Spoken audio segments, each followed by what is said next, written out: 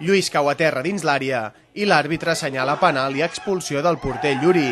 Aquesta acció, per uns molt dubtosa i pels altres claríssima, va condicionar sens dubte el derbi que van disputar ahir diumenge l'Obispado i el Cala Guidó, 2 temporades després del seu últim enfrontament oficial. El davanter s'ha anat caient, però el porter no ha tocat, o sigui, no ha sigut penal, i ha sigut penal l'1-0 i l'expulsió, que no tenia que ha sigut mai, però bueno, s'ha equivocat l'àrbit i això ha condicionat tot el partit. Ha estat un partit marcat per la ràpida expulsió de Llorenç, una mica polèmic perquè per nosaltres ha sigut clar, per ells no tant, és una jugada que ha sigut molt ràpida i es pot valorar diferent. Després del gol de penal d'Andrés i amb 10 jugadors sobre el camp, al Cala Guidó li va costar molt centrar-se altra vegada en el partit i l'Obispado va aprofitar-ho per dominar clarament el joc. Les millors ocasions les de Cudi, que després d'avisar amb aquest xut, el 22 va rematar amb molta fortuna, una passada des del centre del camp que va sorprendre fins i tot el nostre càmera. Amb el 2-0 al marcador, l'Obispado hauria pogut deixar ja sentenciat el partit amb accions com aquesta, però el Lluminós ja no es va tornar a moure fins la segona meitat.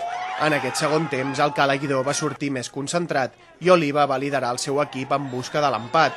Al minut 8, el número 10 del Cala va provocar un penal que ell va transformar, però després del gol, l'Obispado va tornar a fer valer la seva superioritat sobre el camp i Lluís, que avisava primer amb aquest xut que surt fregant el pal, va completar una molt bona acció col·lectiva per fer el 3-1.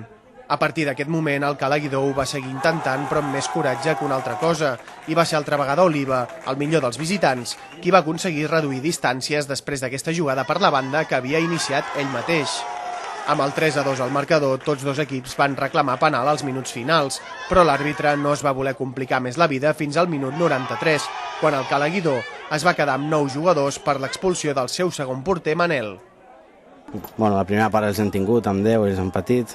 Hem anat a 2-0 a la mitja part, nosaltres sabíem que amb un gol es ficaven al partit i així ha sigut. Hem perdonat a la primera part i després hem hagut de patir.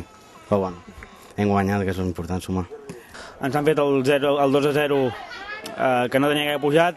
Jo crec que anar al vestuari amb 1-0 el partit hagués anat diferent. Després hem pogut entrar al partit amb el 2-1 i quan ja teníem el 2-2 a tocar han fet el 3-1, a la jugada següent el 3-2 i hem tingut opcions per empatar el partit de sobres, però no hem pogut acabar de rematar la jugada.